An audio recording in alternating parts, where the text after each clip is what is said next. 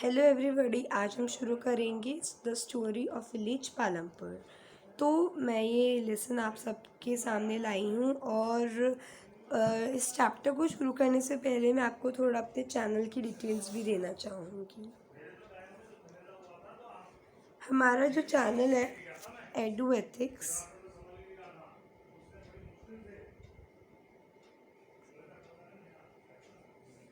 और एक चैनल है लर्न स्टूडियो।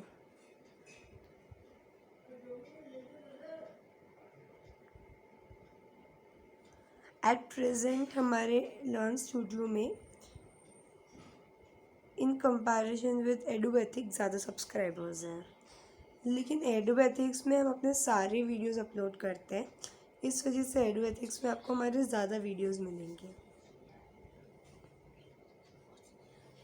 लेकिन आप लोगों तक मुझे ये लगता है कि एडू एथिक्स पहुँच नहीं रहा है, मतलब आप लोग एडू एथिक्स के बारे में नहीं जान रहे हैं।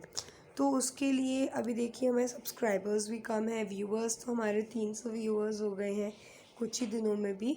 मतलब अब जो व्यूअर्स हैं वो तो फिर भी बढ़ रहे हैं, लेकिन ये बड़ी गलत बात है कि जो व्यूअर्स हैं वो केवल देख रहे हैं, वो सब्सक्राइब नहीं कर रहे हैं।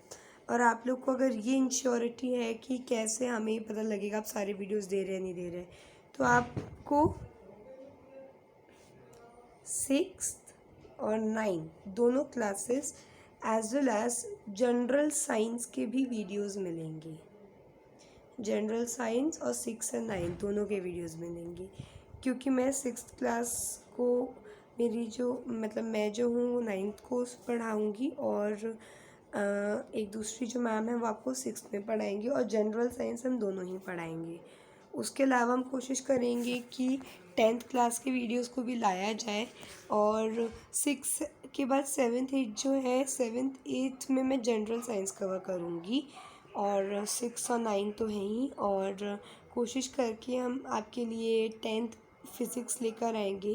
तो इस तरह से आपको अकेडमिक्स में हेल्प तो मिलेगा ही, और आगे चल के हम 10th के 11th के 12th के फिर कुछ यूपीएससी से रिलेटेड जनरल साइंस के करंट अफेयर्स वगैरह भी लेकर आएंगे।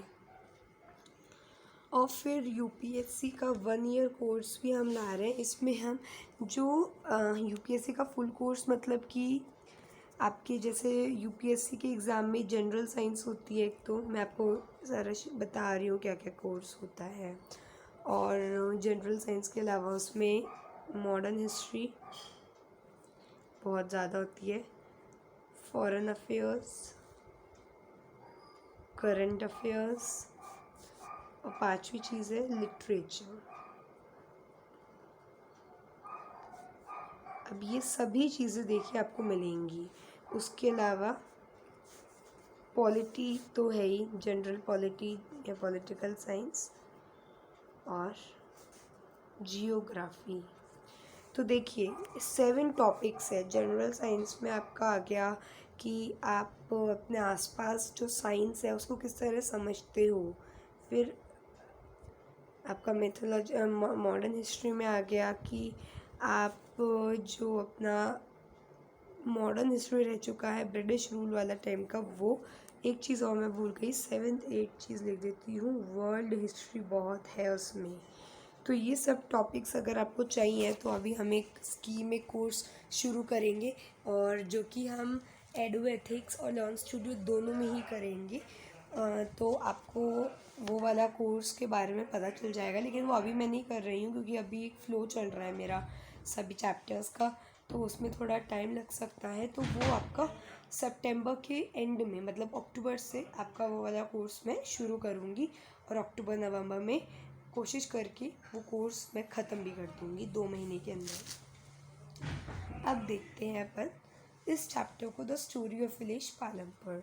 देखिए पालमपुर एक हाइपोथेटिकल विलेज ली गई है, मीन्स वो एग्जिस्ट नहीं करती है, लेकिन एक ही आइडलिस्टिक विलेज भी ली गई है। आइडलिस्टिक विलेज यानी कि एक ऐसी विलेज जिसको जब हम पढ़ेंगे तो हमारे को किसी भी विलेज के जो कॉमन फीचर्स हैं वो पता चल जाएंगे। ठीक है, अब the story of village Palampur, ये चैप्टर किसके इर्द गिर्द घूमेगा?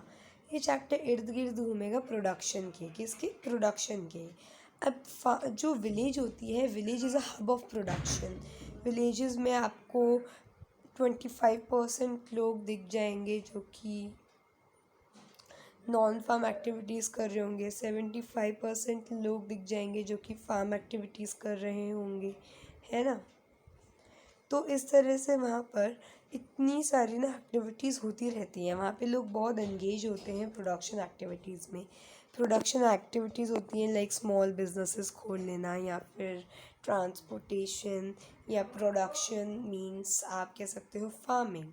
तो फार्मिंग और ये सभी एक्टिविटीज़ वहाँ बहुत की जाती हैं। एक रीज़न ये है कि वहाँ पे रिसोर्सेज बहुत हैं, वहाँ पे रिसोर्सेज बहुत हैं, ऐसे मतलब कि वहाँ पे अच्छा एनवायरनमेंट है, वहाँ पर वाटर की कमी नहीं है। और अब जैसे जैसे टाइम बढ़ता जा रहा है तो और जैसे रिसोर्सेज थे जैसे कि इलेक्ट्रिसिटी और इरिगेशन, ये सब भी डेवलप होते जा रहे हैं।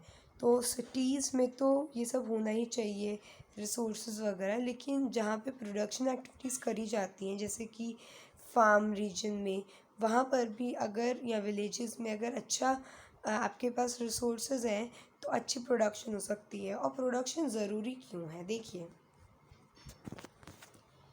डिमांड बढ़ती जा, अब देखिए पॉपुलेशन बढ़ती जा रही है हम सबकी,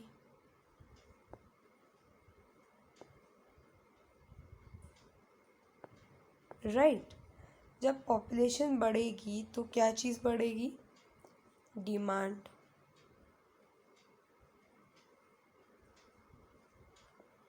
भी बढ़ेगी।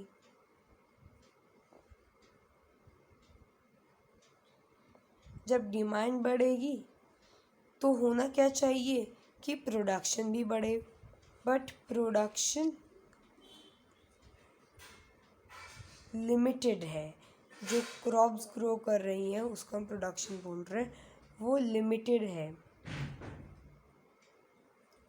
तो जब प्रोडक्शन लिमिटेड हो गई तो डिमांड तो कम नहीं हुई ना पॉपुलेशन कम हुई। ये तो हो नहीं सकता कि भाई प्रोडक्शन बढ़ नहीं रही है तो जो लोग हैं इतने सारे उनको मार दिया जाए, ऐसा तो हो नहीं सकता। तो प्रोडक्शन तो लिमिटेड है, अब क्या किया जाए।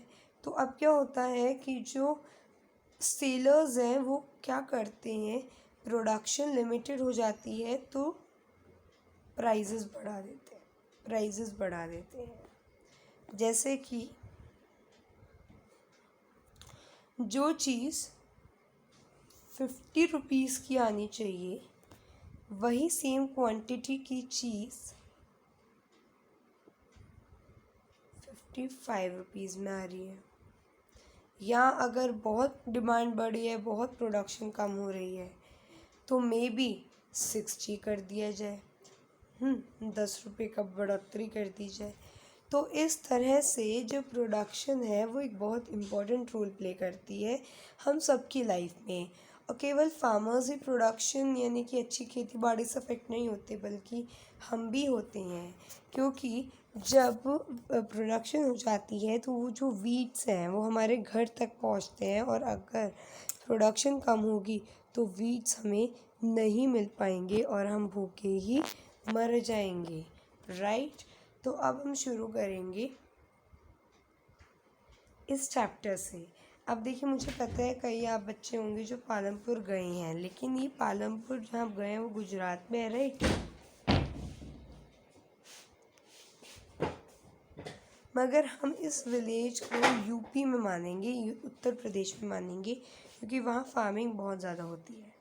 सो ओवरव्यू से शुरू करते हैं। Now the purpose of the story is to introduce some basic concept relating to production. Chapter का जो मेन कंसेप्ट है, जो मेन पूरा रीज़न है कि वो हम आपको ये चैप्टर पढ़ा रहे हैं, वो यही है कि आप प्रोडक्शन के बारे में जान सकें। जैसे जैसे आपको पता है कि हम इस चैप्टर को रीड करेंगे वैसे वैसे कई सारी चीज़ें हम एक्सप्लोर करेंगे, ठीक है। सो नाउ यहाँ लिखा हुआ है कि hypothetical, it's a hypothetical village. So जो पालमपुर एक हाइपोथेटिकल विलेज है, बट इस विलेज को हमने एग्जाम्पल लिया है सो दैट हम चैप्टर में जो कंसेप्ट है रिलेटिंग टू एनी विलेज वो समझ सके कॉमन वे में। सो फार्मिंग एक मेन एक्टिविटी है जो पालमपुर में करी जाती है, ठीक है। 75% people are engaged in farming in Palampur. There are several other activities as well, like small scale manufacturing, यानी कि किसी चीज़ को छोटे क्वांटिटी में मैन्युफैक्चर करना, मतलब मैन्युफैक्चर होता है प्रोड्यूस करना. डेयरी, अदर देन ये है आपकी, अदर देन फार्मिंग. ठीक है. फिर डेयरी, डेयरी मतलब कि गाय भैंस का दूध निकालना, मक्खन बटर ये सब बेचना. ट्रांसपोर्ट यानी कि ट्रांसपोर्ट करना मटेरियल्स को from one place to another, या लोगों को एक जगह से दूसरी जगह ट्रांसपोर्ट करने के लिए ट्रांसपोर्टेशन चाहिए होगा. तो मैन्युफैक्चरिंग, डेयरी, ट्रांसपोर्ट ये सब भी वहाँ करी जाती हैं लिमिटेड स्केल में, एक छोटे अमाउंट में. These carried हाँ these production activities need various types of resources. अब किसी तरह की भी प्रोडक्शन एक्टिविटी हो, चाहे वो फार्मिंग हो, चाहे वो मैन्युफैक्चरिंग हो, डेयरी हो, कोई भी हो, तो उसमें नेचुरल रिसोर्सेज तो चाहिए होते हैं ना. मैन मेड आइटम्स भी चाहिए, नेचुरल रिसोर्सेज. जैसे कि अगर मुझे जैगरी बनानी है, मुझे मैन्युफैक्चर करना है जैगरी को, तो मैं क्या करूँगी, तो मैं शुगर केन लूँगी. शुगर केन क्या है, एक नेचुरल चीज़ है, और उससे मैं जैगरी बना दूँगी. ठीक है. तो शुगर से मैं जैगरी बनाऊँगी जब मेरे पास शुगर केन होगी. तो शुगर केन क्या है, एक नेचुरल चीज़ है. So natural resources, man made items, human effort. अगर आप यही करो कि भाई मैं तो कुछ काम नहीं करूँगा, जो काम है वो भगवान करके देगा, तो नहीं हो सकता. आपको अपने एफोर्ट लगाने पड़ेंगे और अपना मनी भी लगाना पड़ेगा. अगर अच्छा पैसा कमाना है तो कुछ गंवाना भी पड़ेगा. As we read the story of Palampur,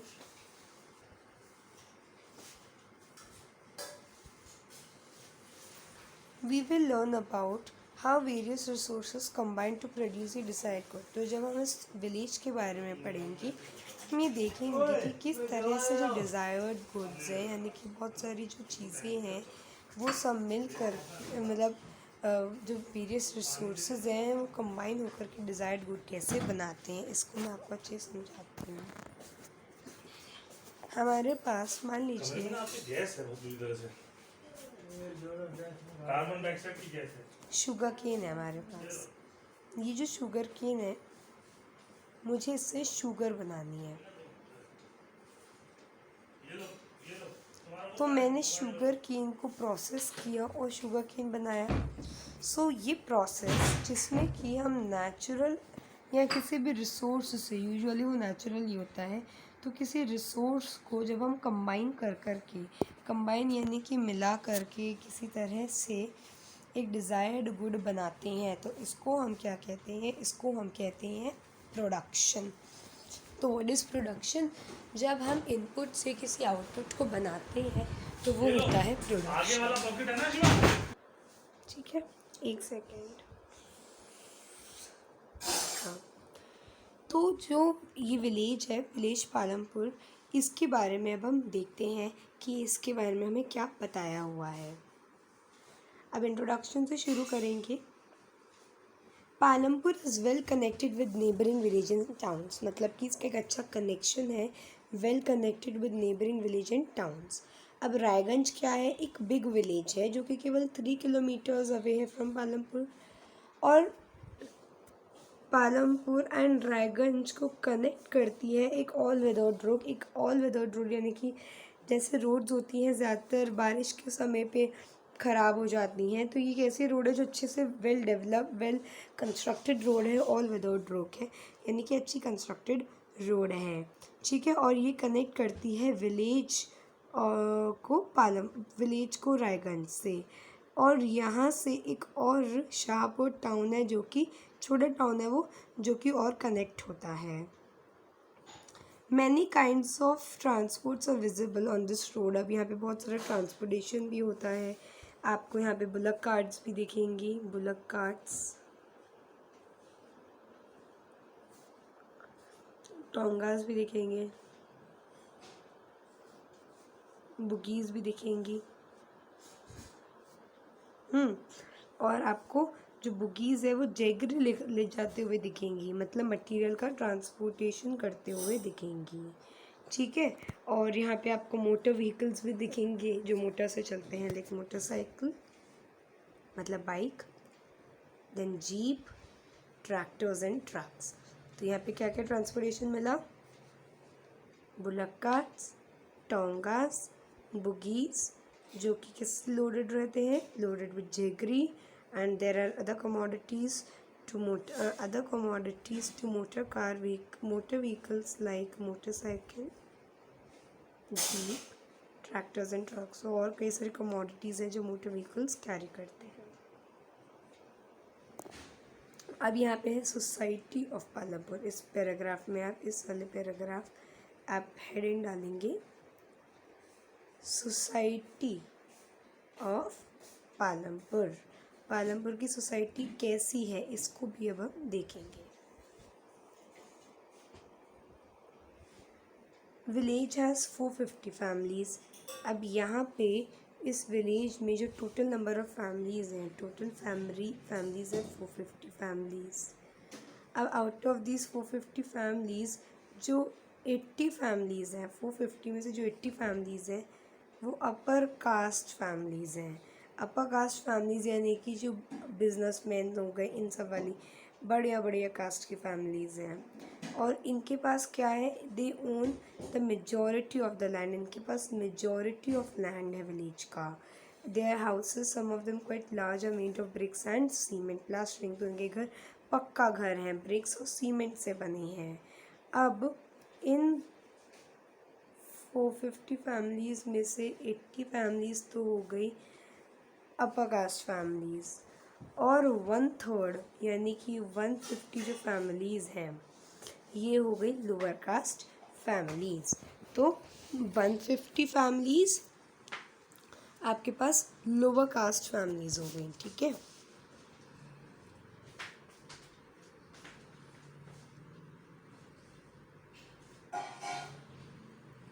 तो ये आपके पास यहाँ पे डिस्ट्रीब्यूशन है फैमिलीज का इधर।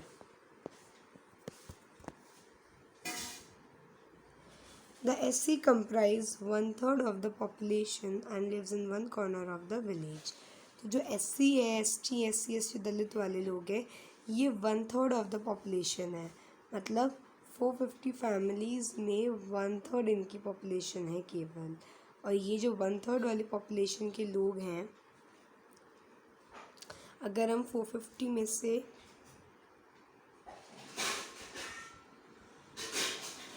देखें तो मेजॉरिटी में तो यही लोग हैं SC ST वाले, लेकिन फिर भी ये विलेज के कोने पे पड़े रहते हैं और बहुत छोटे छोटे घरों में ये रहते हैं। एंड इनके जो घर है, ये कच्चा घर है, made up of mud and straw. Most of the houses have electricity. ज़्यादा घरों में इलेक्ट्रिक कनेक्शन से इलेक्ट्रिसिटी भी है यहाँ के विलेज के। लेकिन इधर दूसरी बात ये बोली गई है, electricity powers all the tube wells in the fields and used in various types of small business. ये भी बहुत अच्छी बात है यहाँ की कि यहाँ पर जो बिजनेसेस हैं, लाइक स्मॉल बिजनेस हो गए, लाइक यू हैव फार्मिंग, तो इन कामों में भी इलेक्ट्रिसिटी के माध्यम से ट्यूबवेल्स को चलाया जाता है और फील्ड्स में या फिर स्मॉल बिजनेसेस में उनको यूज़ किया जाता है। पालमपुर में अब यहाँ पे आपको स्कूलिंग बताइए यहाँ पे क्या है। तो पालमपुर में 2 प्राइमरी स्कूल है, means till class 6, and there is a primary health centre and 1 high school. 2 तो प्राइमरी स्कूल और 1 हाई स्कूल है। हाई स्कूल यानी कि जो आपका 6th वो क्या कहते हैं 6th ऑनवर्ड्स होता है।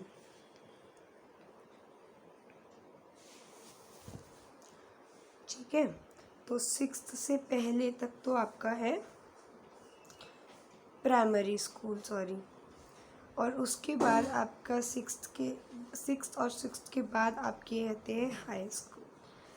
अब यहाँ पे क्या है, यहाँ पे प्राइमरी हेल्थ सेंटर्स भी हैं जो कि गवर्नमेंट चलाती है। प्राइमरी हेल्थ सेंटर यानी कि जो बेसिक नीड्स होती हैं लोगों को, डिस्पेंसरी वगैरह मिल जाए, एंड डिस्पेंसरी तो नहीं लेकिन जैसे इलाज वगैरह हो जाए तो ये सब जो होती हैं ये आपको प्राइमरी हेल्थ सेंटर बोलते हैं इनको, और ये गवर्नमेंट चलाती है। और एक प्राइवेट डिस्पेंसरी भी है यहाँ पे जो कि प्राइवेट है, जो कि लोग अपने हिसाब से चलाते हैं और ट्रीटमेंट होता है यहाँ लोगों का। ठीक है, तो यहाँ पे क्या है, 2 प्राइमरी स्कूल और एक हाई स्कूल है। यहाँ पे जो प्राइमरी हेल्थ सेंटर है वो गवर्नमेंट चलाती है, और यहाँ पे एक डिस्पेंसरी भी है, प्राइवेट है वो, मतलब लोगों ने अपने हिसाब से वो चला ली है, और यहाँ पे 6 यानी कि बीमारों को ट्रीट किया जाता है। अब यहाँ इस डिस्क्रिप्शन मतलब कि जो अभी तक अपन ने पढ़ा, इस समय पता चला है कि पालमपुर एक वेल डेवलप्ड विलेज है, क्योंकि यहाँ पे well developed system of roads है, well developed system of transportation है, वेल डेवलप्ड इलेक्ट्रिसिटी है, वेल डेवलप्ड इरिगेशन है, वेल डेवलप्ड स्कूल्स है, वेल डेवलप्ड हेल्थ सेंटर्स है। ठीक है, अब हम देखते हैं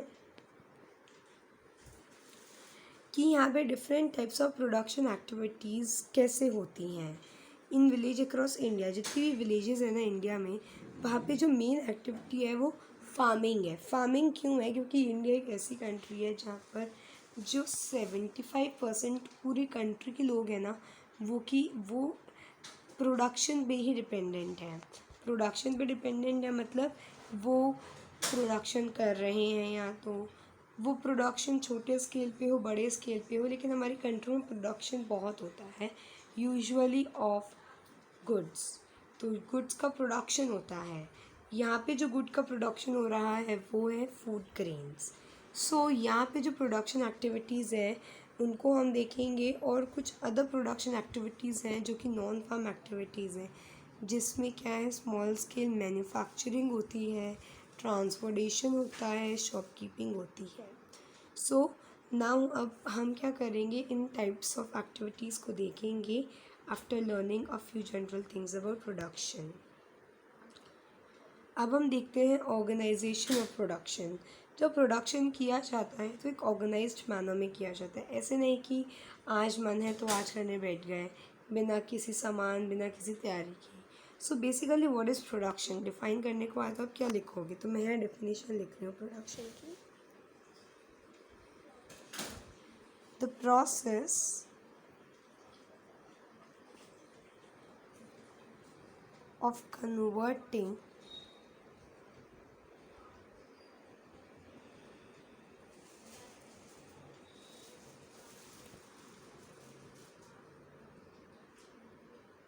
inputs into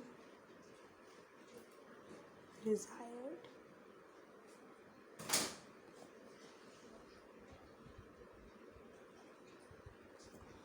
the process of converting, convert यानी कि बदलना, इनपुट्स को इनटू डिज़ायर्ड आउटपुट। डिज़ायर्ड यानी कि आप जो चाहते हो, जो चीज़ बनाना चाहते हो, अगर आप वीट से बिस्किट बनाना चाहते हो तो ये भी एक प्रोडक्शन एक्टिविटी है। वीट से आपने जो डिज़ायर्ड गुड थी, लेट्स से ब्रेड थी, उसको बनाया है। तो वो सभी एग्जाम्पल्स है प्रोडक्शन के। अब देखो, जब प्रोडक्शन करनी होती है तो क्या क्या चीज़ें चाहिए होती हैं। आपको मान लो प्रोडक्शन करनी है ब्रेड की, आप एक फैक्ट्री लगाओगे। अभी फैक्ट्री कहाँ लगाओगे? ऑब्वियस सी बात है, लैंड पे लगाओगे। तो लैंड जब आपके पास अवेलेबल होगा, जितना बड़ा लैंड होगा, जितना अच्छा लैंड होगा, तो उतना आपका जो फैक्ट्री है उतना बढ़िया स्टैब्लिश होगी। तो जो फर्स्ट रिक्वायरमेंट है वो लैंड है, जिसके ऊपर जो भी बिजनेस है वो आप सेटल करोगी। और लैंड के साथ other natural resources are also required, like water, forest and minerals.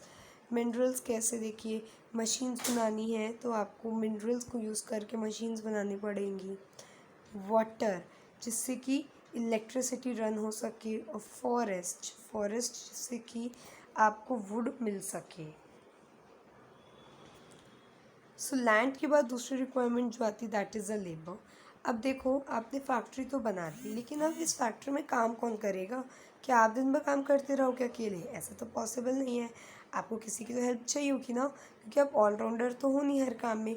तो आपको हर ग्रुप के लिए एक अलग काम देना होगा। जैसे कि मेरे को मान लो फैक्ट्री में वीट से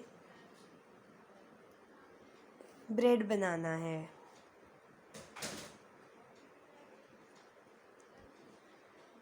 तो इधर वीट से ब्रेड बनाने में मुझे बहुत से काम चाहिए होंगे। जैसे कि लोग जो वीट को मशीन्स के अंदर डाल सकें, वो लोग चाहिए होंगे। वो लोग जो वीट को ब्रेड्स पे बना कर के ब्रेड्स की जैसी स्लाइस वाली शेप दे सकें, वो लोग चाहिए होंगे। उसके अलावा वो लोग चाहिए होंगे कि कितने टेम्परेचर पे सारा जो काम है वो होगा, टेम्परेचर सेट करना है। उसके बाद कुछ इंजीनियरिंग वर्क्स, जैसे कि अगर मान लो मशीन में गड़बड़ी आ गई तो मशीन कौन सही करेगा, या कोई मशीन कम है तो वो मशीन कौन बनाएगा। तो इस वजह से वो काम अकेले मैं या आप तो नहीं कर सकते। हमें उसमें क्या चाहिए? लेबर चाहिए। So people who will do the work, वो लेबर होती है। The second requirement is labour, that is people who will do the work, वो लोग जो कुछ काम करेंगे उस फैक्ट्री में या उस प्रोडक्शन एक्टिविटी में। Some production activities require highly educated workers to perform the necessary tasks. Other activities require workers who can do manual work. Each worker is providing the labor necessary for production. तो अगर मैं बात करूँ setting up an industry, तो उस उधर जब industry को सेटअप किया जा रहा होगा तो मुझे पढ़े लिखे लोगों की ज़रूरत होगी।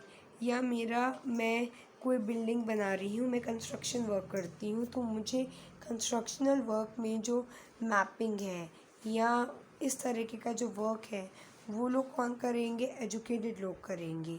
उसी तरह से और अगर मैं माइनिंग के काम करवाती हूँ तो जो लोग हैं बताएंगे कि यहाँ पे मिल सकता है, आपको जो भी कोल चाहिए, जो भी मिनरल चाहिए, तो वो एजुकेटेड लोग बताएंगे अपनी साइंस, अपनी मैथ्स के माध्यम से, अपनी ज्योग्राफी के माध्यम से।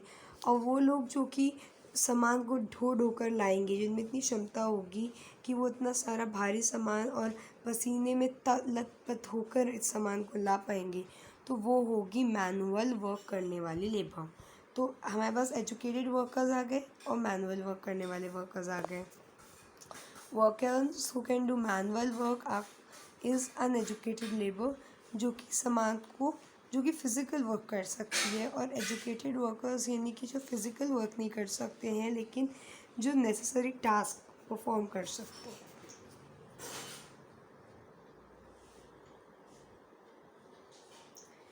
उसके बाद आती है third requirement is the physical capital.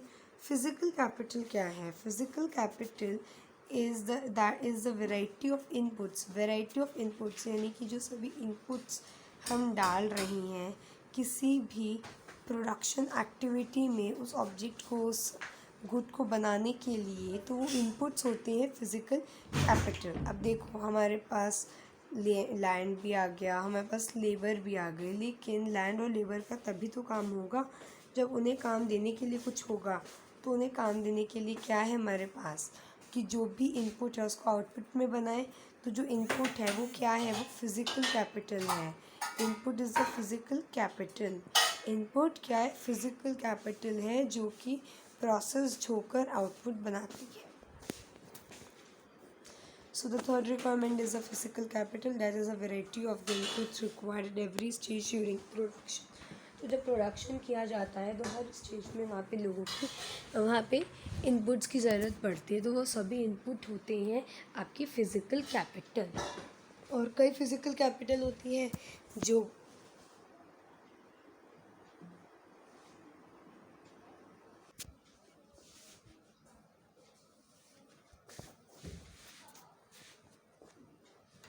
कई फिज़िकल कैपिटल होती है जो कि फिक्स्ड होती है, और कई होती है जो वर्किंग होती है, यानी कि कभी आपके पास आ जाती है, कभी नहीं आती है। तो फिज़िकल कैपिटल को भी हमने डिवाइड कर दिया है दो तरह की फिज़िकल कैपिटल में। एक है फिक्स्ड कैपिटल और एक है वर्किंग कैपिटल। अब फिक्स्ड कैपिटल का क्या मतलब है कि वो फिक्स्ड रहेगी, उसमें कोई अंतर नहीं आएगा, ना 2 साल बाद ना 3 साल बाद। लॉन्ग टर्म रहेगी, मेंटेनेंस की ज़रूरत पड़ सकती है। लेकिन जो वर्किंग कैपिटल होती है ये टाइम टू टाइम चाहिए होती है। जैसे पैसा, अगर कोई प्रोडक्शन एक्टिविटी करनी है तो अगर आपने पैसा कमाया है तो आप कर सकते हो, वरना नहीं कर सकते हो। और दूसरी चीज़ कि आप रॉ मटेरियल्स भी रखो अपने पास। रॉ मटेरियल्स यानी कि जैसे कि अगर आपको जेगरी बनानी है तो जेगरी के लिए शुगर केन तो होना चाहिए, तो ये रॉ मटेरियल है। और अब आप देखो, आपने कहा कि मैं जेगरी में आप खूब सारी शुगर केन ले आए, आप ले आए खूब सारी शुगर केन, जैसे कि मैं कह सकती हूँ 10 कट्टे ले आए हो आप। और आपने कहा कि रेंडम क्वांटिटी ले रही हूँ मैं, मान लो आप 200 कट्टे लेके आए हो, 200 कट्टे एकदम से 200 कट्टे लेके आए हो आप, ठीक है। अब आपने कहा कि ये 200 कट्टे मैं एक बार में खर्च नहीं करूँगा, मैं इस साल इसमें से 10 कट्टे निकालूँगा, फिर अगले साल 10 कट्टे निकालूँगा, फिर अगले साल 10 कट्टे निकालूँगा। इस तरह से मैं 10 × 20 है ना, तो मतलब 10-10 कट्टे 20 बार निकालता जाऊँगा। और तब जाके मेरी प्रोडक्शन एक्टिविटी शुगर केन को लेकर के ख़त्म होगी। ऐसा हो सकता है कि आप रॉ मटेरियल को एक बार इतना सारा रख लो, नहीं हो सकता क्योंकि वो ख़राब हो जाएगा शुगर केन। उसी तरह से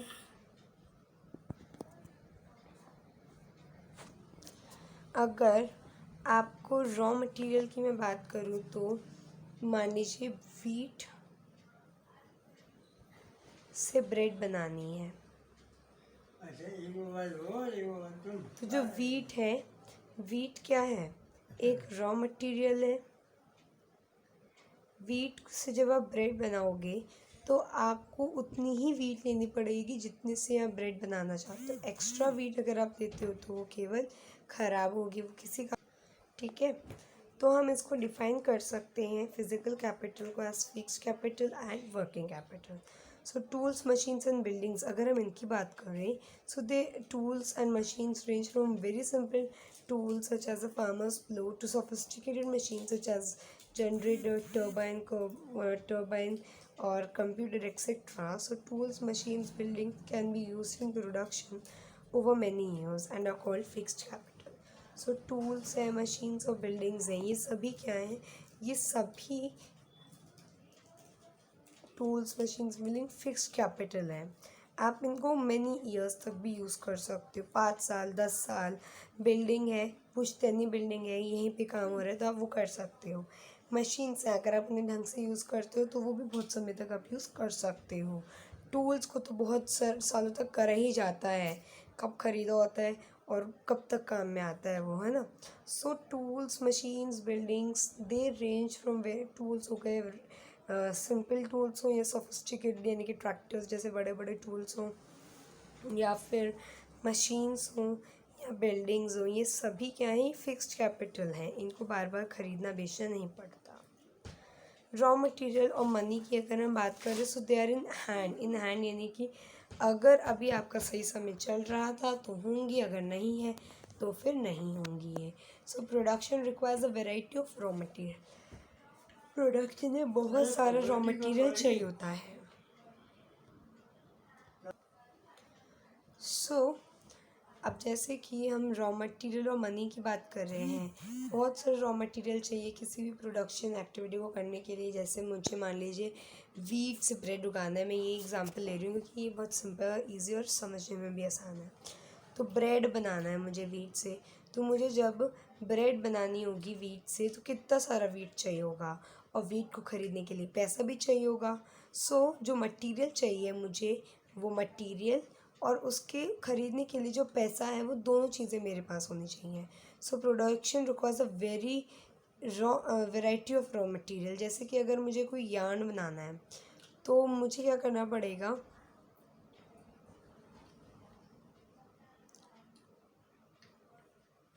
हाँ, अगर मुझे कोई कपड़ा बनाना है तो मुझे यार्न ख़रीदना पड़ेगा। मेरे पास जब यार्न होगा तभी तो मैं कपड़ा बना सकती हूँ। उसके अलावा मेरे को अगर पॉट बनाने हैं मतलब कि मटके बनाने हैं, तो मटके बनाने के लिए मुझे क्ले चाहिए होगी। तो ये सब रॉ मटेरियल हैं, इनको आप लाखों साल तक नहीं यूज़ कर सकते, ये यूज़ होके ख़त्म भी हो जाते हैं और लिमिटेड क्वांटिटी में परचेज़ किए जाते हैं, ठीक है। So money is always required during production to make payments and buy other necessary items. तो मनी तो चाहिए होगा, आपको जो भी काम करना है पैसों के बिना तो हो नहीं सकता। लैंड ख़रीदना है, मनी चाहिए होगा। आपको रॉ मटेरियल ख़रीदना है तब भी मनी चाहिए होगा। आपको मशीन्स ख़रीदनी है तब भी आपको मनी चाहिए होगा। तो मनी तो हर काम में चाहिए। So money and raw material ये वर्किंग कैपिटल है, okay. And unlike tools, machines and buildings, these are used up in production. हम जब प्रोडक्शन एक्टिविटी करते हैं तो उस समय पर जो टूल्स, मशीन्स और बिल्डिंग्स हैं ये ख़त्म नहीं हो जाती कि भाई पूरा मेरी तो बिल्डिंग ख़त्म हो गई क्योंकि मैंने उसमें एग्रीकल्चर कर लिया है, ऐसा थोड़ी ना होता। बिल्डिंग्स, मशीन्स और टूल्स ये तो लंबे समय तक यूज़ की जा सकती हैं, लेकिन रॉ मटेरियल और मनी जो है ये आफ्टर प्रोडक्शन एक बार किया तो सब ड्रेन्ड हो जाता है, ख़त्म हो जाता है। अब एक इम्पॉर्टेंट चीज़ है जिसके ऊपर आपका पूरा नेक्स्ट चैप्टर बेस्ड है, वो है ह्यूमन कैपिटल। ह्यूमन कैपिटल क्या होती है? देखिए, ह्यूमन कैपिटल होती है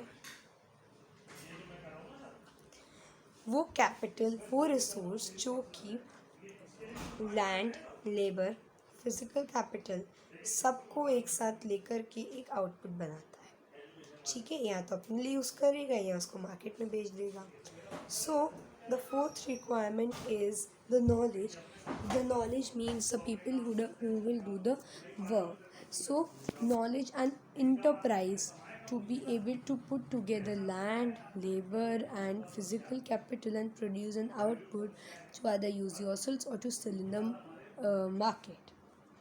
And this is called human capital.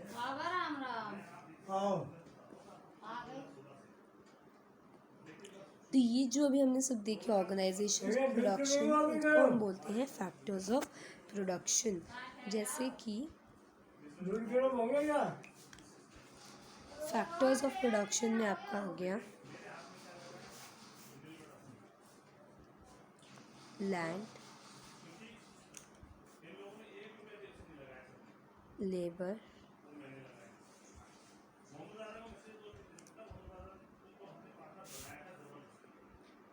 Physical capital, इसको भी अपन दो तरह से बोलते हैं,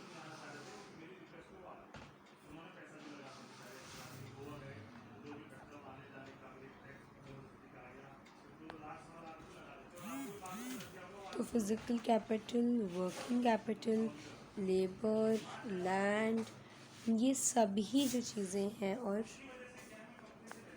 ह्यूमन कैपिटल ये सब ही साथ में मिलकर काम करते हैं। सो फैक्टर्स ऑफ प्रोडक्शंस इनको ही हम कहते हैं। और अब हम इनको देखते हैं डिटेल। अब सबसे पहले है लैंड। तो लैंड इज फिक्स्ड का क्या मतलब है? देखो, लैंड फिक्स्ड है यानी कि जो लैंड है वो हमारे पास अब है नहीं ज़्यादा। होता क्या है ना कि पॉपुलेशन बढ़ती जा रही है,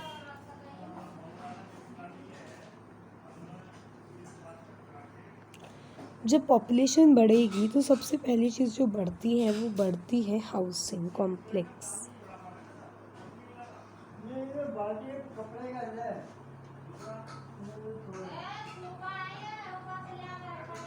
सबसे पहली चीज़ जो बढ़ती है वो है हाउसिंग कॉम्प्लेक्स। हाउसिंग कॉम्प्लेक्स क्या है? हाउसिंग कॉम्प्लेक्स का मतलब है लोगों का रहने सहने का जो तरीका है वो बढ़ता है और लोग घर, मतलब जो घर हैं जिसमें लोग रहेंगे वो लोग बिल्ड करते जाते हैं। सो जब लैंड सारा का सारा इस तरह से यूज़ हो जाएगा, है ना, और बहुत सारा लैंड ऑलरेडी फार्मिंग में यूज हो चुका है, लेकिन अब जैसे जैसे पॉपुलेशन भी बढ़ रही है तो और लैंड चाहिए होगा सो दैट इन लोगों का पेट भर दिया जाए। तो अब क्या है, अब क्या चाहिए होगा? अब जो चाहिए वो है कि प्रोडक्शन, अब लैंड एरिया को बढ़ाया जहाँ पे प्रोडक्शन करी जाए। बट क्या है यहाँ पे एक दिक्कत कि लैंड अब बचा ही नहीं है, land is fixed now. So farming क्या है? एक मेन प्रोडक्शन एक्टिविटी है पालमपुर की। 75% जो लोग हैं वो किस में एंगेज है, किस में वो सब कर रहे हैं काम। सो फार्मिंग उनकी मेन प्रोडक्शन एक्टिविटी है और उस पर ही वो डिपेंडेंट है।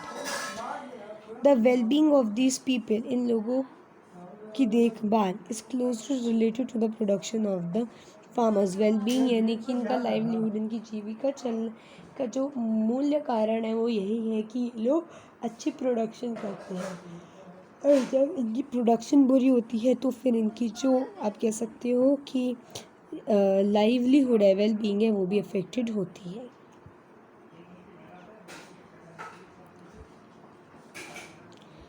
But remember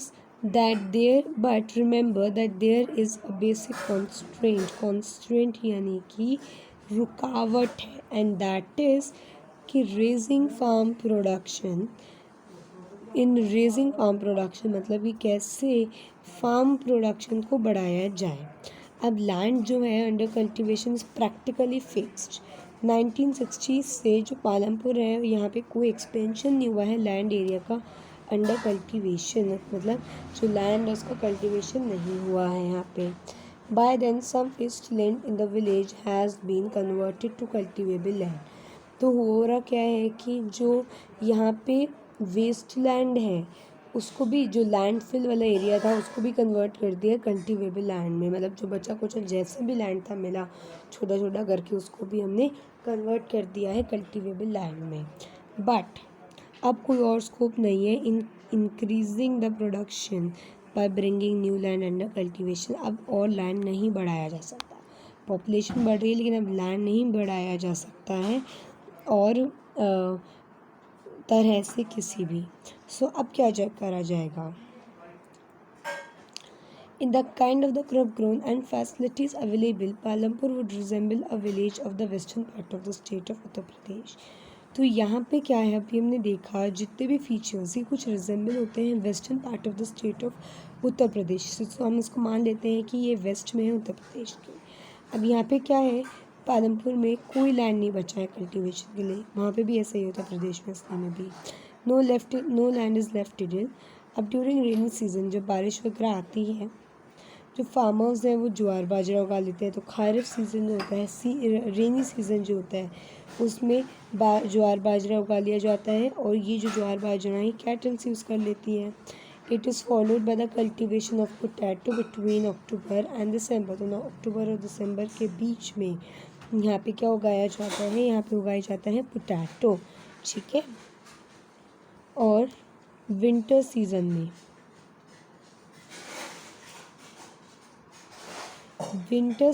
यहाँ पे उगाया जाता है wheat. So from the wheat produced farmers keep enough wheat for the family's consumption and sell the surplus wheat at the market of Raiganj. तो यहाँ पे क्या होता है, यहाँ पर जो इन विंटर सीजन में जो फील्ड्स हैं आर सोन यानी कि उसमें उगाया जाता है वीट को। अभी जो वीट है एक राबी क्रॉप है। सो जो फार्मर्स हैं वो कुछ वीट अपनी फैमिली के लिए रख लेते हैं और कुछ जो वीट है वो मार्केट में बेच देते हैं, क्योंकि वीट की तो डिमांड भी बहुत ज़्यादा होती है। और कहाँ बेच देते हैं, सरप्लस यानी कि एक्स्ट्रा वीट को eight the market at Raiganj, ठीक है। तो अब यहाँ पे क्या है कि जो part of the land area is also divided to sugarcane. अब यहाँ पे शुगर केन को भी उगाया जाता है which is harvested once every year. अब शुगर केन क्या है, इन इट्स रॉ फॉर्म या एज अ जैगरी इसको सोल्ड किया जाता है द ट्रेडर्स ऑफ शाहपुर। अब जो मेन रीज़न है why farmers are able to grow three different crops in a year in Palampur is due to the well developed system of irrigation। तो यहाँ पे well developed system of irrigation है और इस वजह से यहाँ पर क्या है कि यहाँ पे जो डिफरेंट क्रॉप्स है एक साल में इतनी सारी उगाई जाती है, सब मल्टीपल क्रॉपिंग कहते हैं। अब electricity came early to Palampur, यहाँ पे इलेक्ट्रिसिटी जो है वो जल्दी आ गई थी। इसका जो मेजर इम्पैक्ट था, मतलब जो इफेक्ट पड़ा था वो ये था कि जो सिस्टम ऑफ इरिगेशन है उसको ट्रांसफॉर्म करा, है ना। तो जब यहाँ पर इलेक्ट्रिसिटी आई तो जो सिस्टम ऑफ इरिगेशन था वो ट्रांसफॉर्म हुआ। पहले के समय तो पर्शियन व्हील्स को यूज़ किया जाता था for farming to draw water from the wells and irrigate small fields. जो पीपल थे, लोग थे, उन्होंने देखा कि इलेक्ट्रिसिटी से जो ट्यूबवेल्स चलते हैं they could irrigate much better और larger area of land more effectively, ज़्यादा अच्छा लैंड वो कर पा रहे हैं। तो जो फर्स्ट ट्यूबवेल थी वो गवर्नमेंट ने लगा दी थी। उसके बाद जो फार्मर्स थे उन्होंने अपनी प्राइवेट ट्यूबवेल्स को भी लगा दिया था। प्राइवेट ट्यूबवेल्स को लगा दिया था, मतलब कि जो अपनी खुद की प्राइवेट ट्यूबवेल्स अपनी अपनी खुद की सब लोगों ने भी लगा ली थी। एज अ रिजल्ट 1970s के मिड में जो एंटायर कल्टिवेटेड लैंड एरिया था 200 हेक्टेयर्स का वो इरीगेट हो गया। 200 hectare land was irrigated.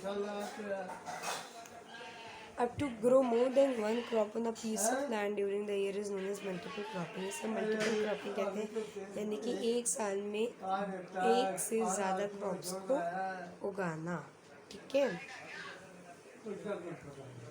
It is the most common way of increasing the production on a given piece of land.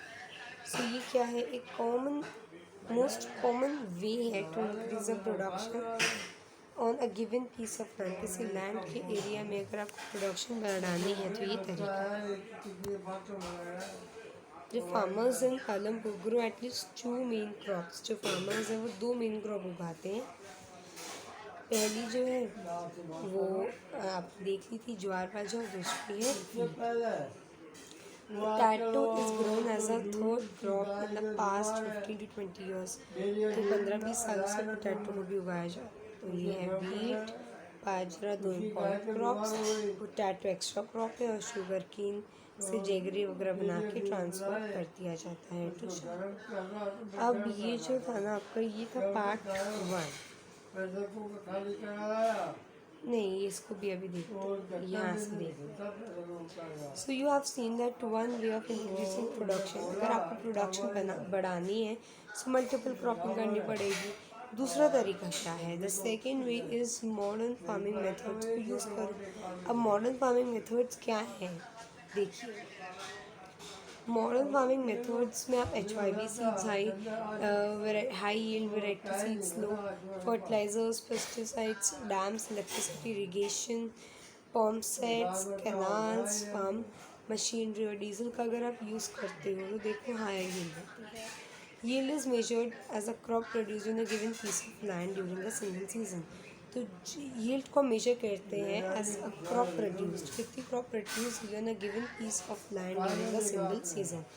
एक season में कितनी आपने क्रॉप प्रोड्यूस करी, सब yield कहते हैं। अब मिड 1960s तक तो क्या था कि जो सीड्स यूज़ किए जाते थे वो ट्रेडिशनल सीड्स होते थे।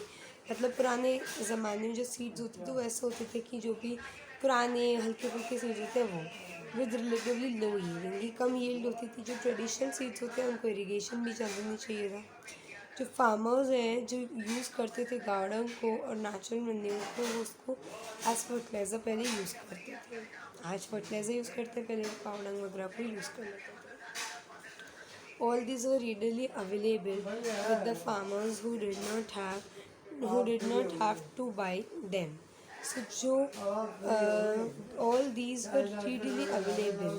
ये जो चीज़ होती थी ये बहुत readily available होती थी with the farmers who did not have to buy them. अब जो ग्रीन रिवॉल्यूशन हुआ था 1960 में, उसने इंट्रोड्यूस किया था the Indian farmers to the cultivation of the wheat and rice using the HYV varieties of seeds. अब अगर हम ट्रेडिशनल सीड्स को कंपेयर करें HYV सीड्स से, तो HYV seeds they promise to produce much greater amount of the grain on a single plant. As a result जो same piece of land है उसमें ज़्यादा प्रोडक्शन होगी। Now it will produce more quantity of food grains than was possible earlier. तो HYV seeds क्या है, इनको क्या चाहिए, प्लेंटी ऑफ वाटर चाहिए और also chemical fertilisers and pesticides to produce the best results. तो फर्टिलाइजर्स एंड पेस्टिसाइड्स वगैरह चाहिए अच्छे रिजल्ट बनाने के लिए। जो HYV जो हायर यील्ड है ना, ये तभी पॉसिबल है with the combination of HYV seeds, irrigation, chemical fertiliser and pesticides. ये सब चीज़ें होंगी। देखो, HYV सीड्स होंगे, अच्छी ग्रोथ होगी, इरिगेशन अच्छा होगा तो ज़्यादा प्लांट्स नरिश होंगे और ग्रो करेंगी, केमिकल फर्टिलाइजर्स हो, पेस्टिसाइड्स मतलब कि जो पेस्ट वगैरह होते हैं जो खा सकते हैं प्लांट्स को, तो उनसे भी बचाया जा सकता है अगर हम HYV सीड्स का यूज़ करते हैं और पेस्टिसाइड इरिगेशन वगैरह का यूज़ करते हैं। अब जो फार्मर्स है पंजाब में, जो पंजाब के फार्मर्स थे और जो हरियाणा और उत्तर प्रदेश के फार्मर्स थे, वेस्टर्न उत्तर प्रदेश, हरियाणा और पंजाब, इनके जो फार्मर्स थे इन्होंने सबसे पहले HYV सीड्स का यूज़ किया था। The farmers in these region set up tubewells, इन्होंने ट्यूबवेल सेटअप करे for irrigation and made HYV seeds. इन्होंने इरीगेशन के लिए ट्यूबवेल्स वगैरह सेटअप करके इरीगेशन किया और केमिकल फर्टिलाइजर्स और पेस्टिसाइड्स को भी फार्म में इन्होंने डाला। अब कुछ जो थे broad machinery like tractors and threshers which made ploughing and harvesting faster. तो जल्दी क्या हुआ, जो मशीनरी है, जो ट्रैक्टर्स हैं, थ्रेशर्स हैं, ये हाँ इन्होंने प्लोइंग को इजी बना दिया और हार्वेस्टिंग को भी इजी बना दिया। दे वर रिवॉर्डेड विद HYV सीड्स, इनको HYV सीड्स से रिवॉर्ड किया गया। अब जो पालमपुर है, पालमपुर क्या है, एक in Palampur the yield of wheat, जो पालमपुर है यहाँ पे जो वीट उगाई जाती है from the traditional variety was 1300 kg per hectare. With HYV seeds के मदद से जो यील्ड है वो अब 3200 पर हेक्टेयर की हो गई है। ठीक है, तो पहले जो केवल 1300 kg थी पर हेक्टेयर, वो 3200 kg पर हेक्टेयर हो गई है। There was a large increase in the production of the wheat. Farmers now had greater amount of wheat to sell in the market. अब हम देखेंगे इसका पार्ट 2 नेक्स्ट वीडियो में। Till then take care, bye bye.